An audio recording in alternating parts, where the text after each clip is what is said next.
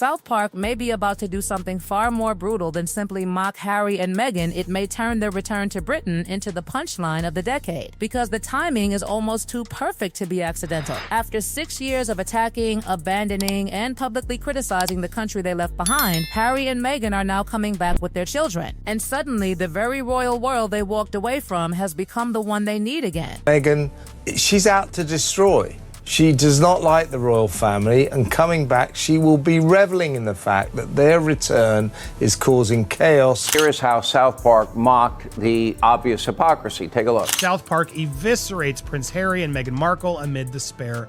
That contradiction is exactly the kind of material South Park lives for. The terrifying part for Harry and Meghan is that South Park does not need to invent much anymore. Their first episode mocked the couple's obsession with privacy while simultaneously chasing global attention. But that was before the Netflix empire began cracking, before the Hollywood dream started looking increasingly fragile, before the legal bills started piling up, and before the Sussexes announced that they were returning to Britain. Back then, critics could still argue that the cartoon was exaggerating. Now, the real-life developments are practically writing the jokes themselves. They've changed their mind, Richard, because they realize they're not making the money.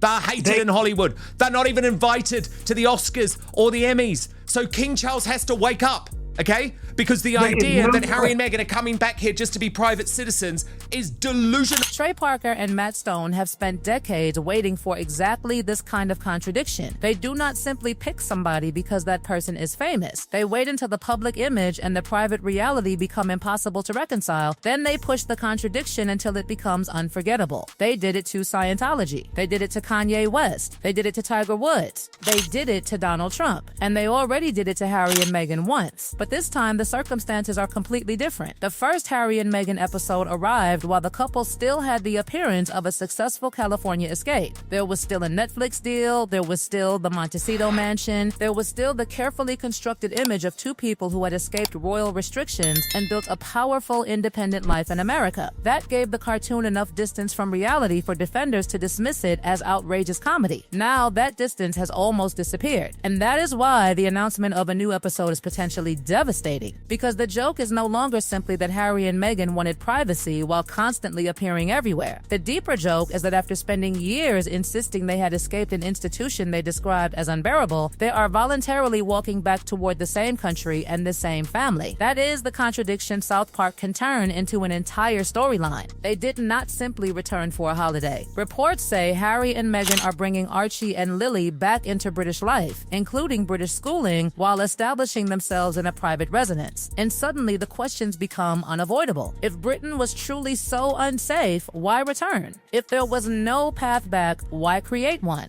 If privacy was the ultimate objective, why announce the move through carefully coordinated media reports? And then comes the part that makes this even more explosive. South Park's writers have a mountain of material to work with. They can take the couple's own interviews, their own statements, their own declarations about privacy, safety, Britain, the royal family, and independence, and simply place those words beside what is happening now. That is the entire South Park formula. The writers do not necessarily have to invent an outrageous fictional conspiracy when reality has already supplied the contradiction. Meghan publicly described Britain in deeply damaging terms. Harry and Meghan spoke repeatedly about escaping royal life. They built an enormous narrative around freedom and independence. Yet now they are returning with their children and rebuilding a British connection. And that is where the story becomes much bigger than comedy. Because alongside the return is another question: why now? The financial picture surrounding Harry and Meghan has become increasingly uncomfortable. Their American dream was supposed to prove they could survive independently from the institution they left. Instead, the couple have faced questions about entertainment deals, commercial ventures, audience interest, and expensive legal battles. The Daily Mail case has created another enormous financial headache, with legal costs becoming a central part of the story. The numbers being discussed are staggering, and South Park has already demonstrated that it understands exactly how to turn financial pressure into humiliation. The cartoon previously portrayed Harry and Meghan as desperate celebrities trying to monetize their fame while pretending they wanted privacy. If the writers return to that theme now, they have something even more powerful. Harry and Meghan are no longer merely trying to build an independent empire in America. They are coming back to Britain at the exact moment their American strategy is facing serious questions. Then there is the immigration controversy surrounding Harry. The Heritage Foundation has pursued access to his immigration records, creating a potentially explosive question about what Harry disclosed when entering the United States. His memoir openly discussed past drug use, while American immigration forms ask applicants about illegal drug use. That does not automatically prove wrongdoing, but it creates a question that refuses to disappear. What exactly did Harry put on that application? And if those records become public, South Park would not even need to exaggerate the controversy. It could simply hold up the question and let the silence do the damage. Because that is what makes this entire situation so dangerous for Harry and Meghan. Their biggest problem may not be what South Park invents. It may be what South Park notices. And now there is Catherine. Catherine represents almost the perfect contrast. While Harry and Meghan have spent years explaining their choices through interviews, documentaries, books, and public statements, Catherine's public image has increasingly been built around restraint, composure, and silence. South Park would not need to attack her. It could simply place the two worlds side by side. The danger for Harry and Meghan is that the story does not end with their arrival in Britain. In fact, that is where the real drama begins, because returning home means stepping directly back into a royal ecosystem where every movement, every appearance, every interaction can be examined for meaning. And there is one person who makes that contrast impossible to ignore: William. While Harry and Meghan have repeatedly explained their motives through interviews, documentaries, books, and carefully managed public statements, William has largely chosen silence. That silence is powerful because it gives South Park almost nothing to parody directly and therefore almost everything to suggest. William reportedly learned about the return while the wider family was still processing the situation, and there was no dramatic public outburst, no emotional television interview, no carefully prepared speech, nothing, just silence. And in the world of royal drama, silence can become louder than 1,000 statements. It leaves audiences asking what is actually happening behind closed doors. Is William angry? Is he suspicious? Is he preparing for another confrontation? Or has he simply decided that the most effective response is to give the Sussexes absolutely nothing to work with? That possibility becomes even more interesting when you consider the preparations reportedly taking place months earlier. William had quietly strengthened his team with crisis management expertise before the return became public. If true, that timing raises an uncomfortable question. Was the Sussex return really a surprise, or had somebody inside the royal system already anticipated that the California chapter might eventually collapse? Because if William was preparing before the announcement, then the story suddenly looks less like an unexpected family reunion and more like a problem that had been quietly studied in advance. And then comes the issue of the future. Harry knows that William will eventually become king. That simple fact changes everything. Today, Harry still has a direct connection to the reigning monarch through Charles. Tomorrow, the balance of power could look completely different. Titles, privileges, access, royal association, and the ability to remain connected to the institution could all become questions for a future reign. The example of Andrew has already demonstrated that royal status is not necessarily untouchable forever, once that possibility enters the conversation. The Sussex return begins to look far more urgent, and this is precisely where South Park could turn the entire situation into something brutally simple. Harry rushing back to Britain because time is running out. Not time on a clock, but time on a royal calendar.